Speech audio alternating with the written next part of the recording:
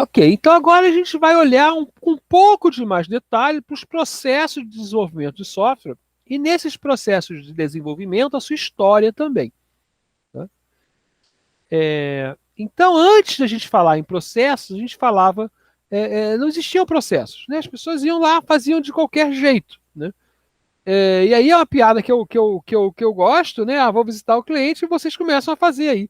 E muitas vezes a gente vê coisas muito parecidas com isso, né? Quer dizer, organizações onde se tem tanta pressa de fazer as coisas que se começa a fazer as coisas até antes, desculpe, gente, delas estarem bem definidas.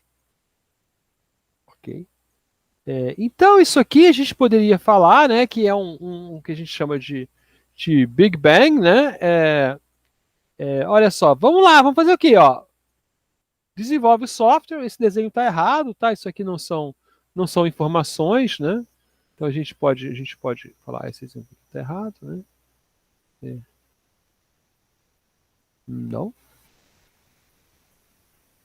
né? Mas também não, aqui a gente vai ter o software, né? Aqui sim é um objeto, ok? Aqui a gente poderia ter documentação e tal, mas então, sai fazendo, né? Não tá bom isso aqui não é bom, né? Então, a gente tem esse desenvolvimento Big Bang, né? Segundo o Raul lá também, ele fala disso, tem um desenho parecido com esse. Provavelmente eu copiei e escolhi o objeto errado aqui na hora de fazer, né? É, onde você não tem processo, né? Você consegue fazer projetos pequenos, acadêmicos. Não precisa de nenhum plano, porque você não tem jeito. E a única saída é o software. Isso não é um processo, obviamente, né? Isso é, né? Então, a gente tem aqui, é simples, fácil de gerenciar, é bom para alunos, iniciantes. Vocês conseguem fazer software com isso? Com uma cabeça, projeto pequeno, não precisa planejar, então funciona. E aí as pessoas começam a transportar esse pequeno sucesso que você tem fazendo um software na universidade para a sua vida profissional. E aí vai dar errado, né? Porque esse processo é de alto risco, né? E não serve para projetos minimamente longos, complexos, com mais de uma pessoa. Botou duas pessoas, já começa a não funcionar. Então, uma coisa importante é quebrar essa ideia que fazer software é o que vocês fazem na universidade, né? Não é. Na organização, você vai fazer software, né? Na empresa, no governo, na sua consultoria, você vai fazer software para atender alguém que precisa de uns requisitos, não é uma definição de professor, né?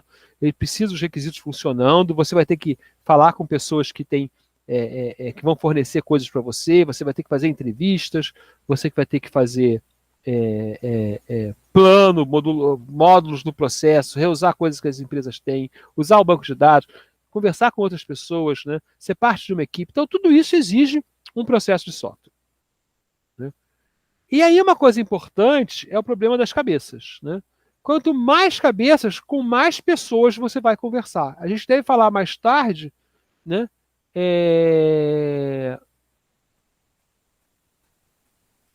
Tem um erro de digitação aqui horroroso, né? A gente vai falar mais tarde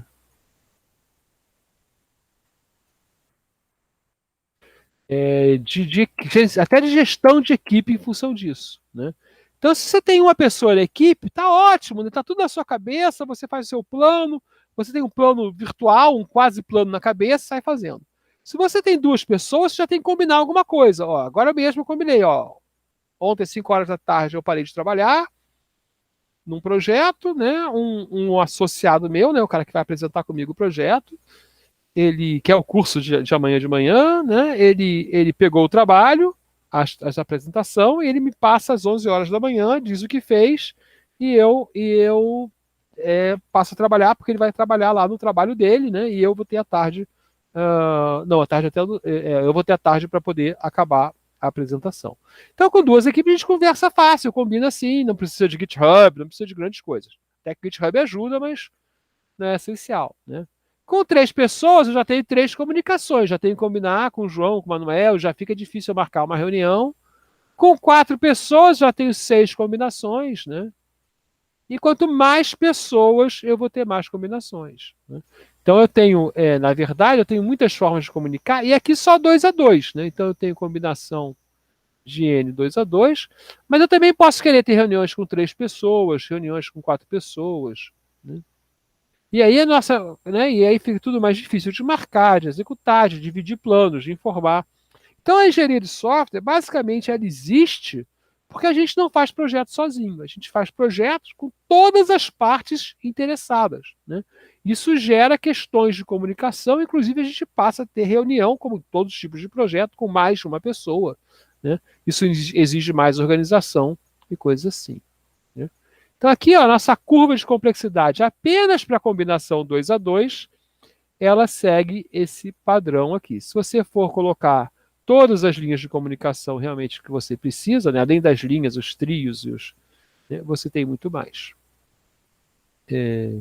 Então, uma maneira que se faz projeto em vários lugares é o seguinte: olha, entende um pouco, constrói, né, implementa, opera o software e vê o que aconteceu, né? Isso aqui, né, não é o que a gente está falando da versão ágil, né? Isso aqui seria, né, parece ágil,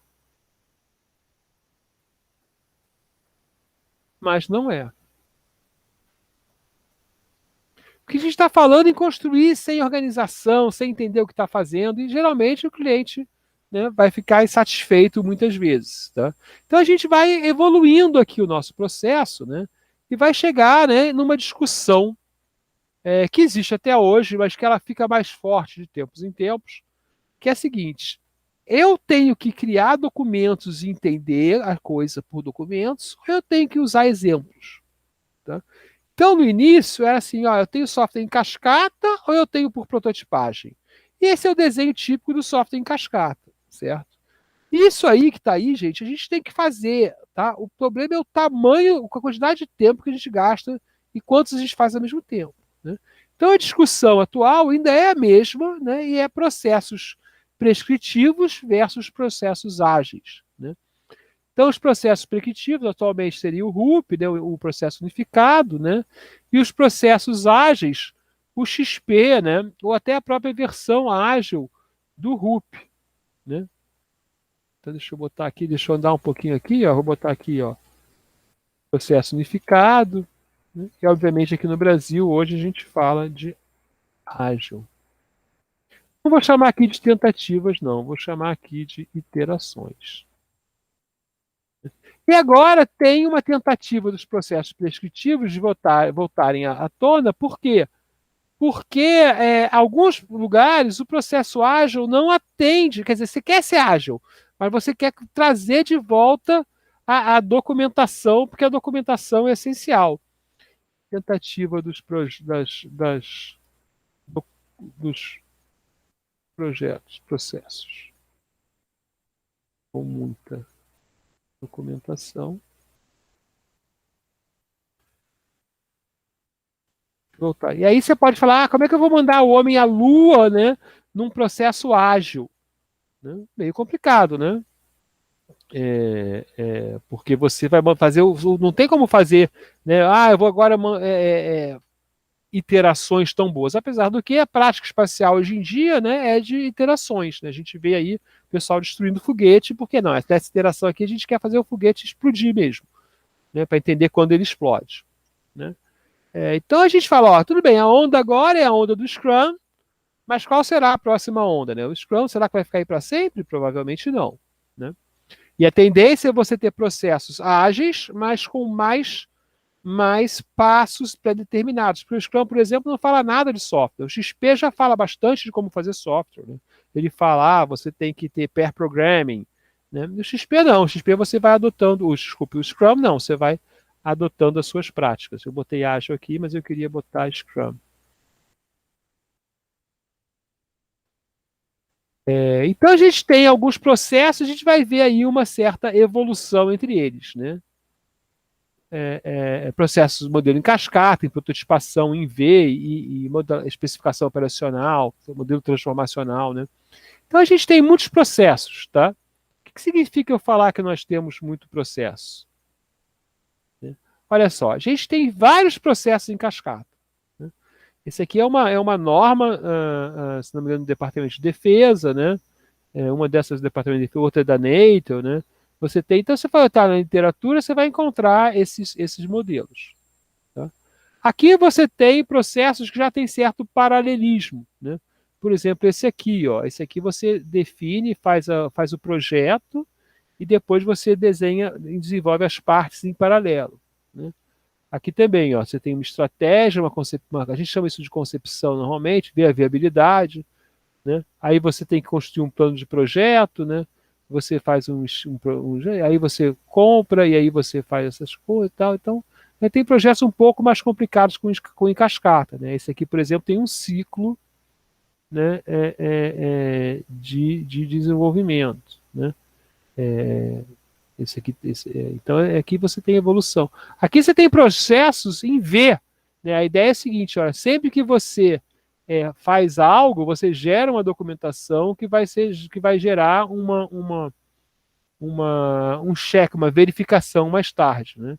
Então há uma relação, né, que não tem claramente no processo em cascata. É interessante, né?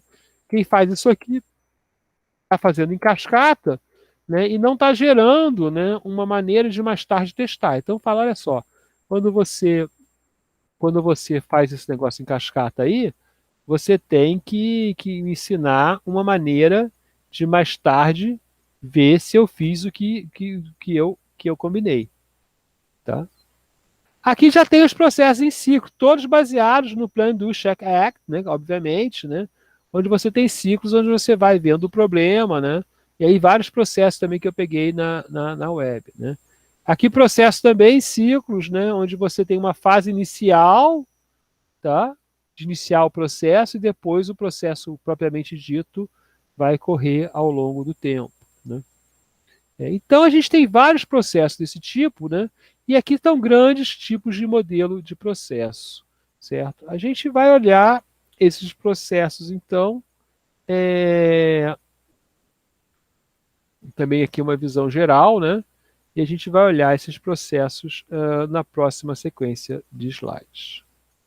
Então vamos fechar aqui essa gravação, curtinha também, né?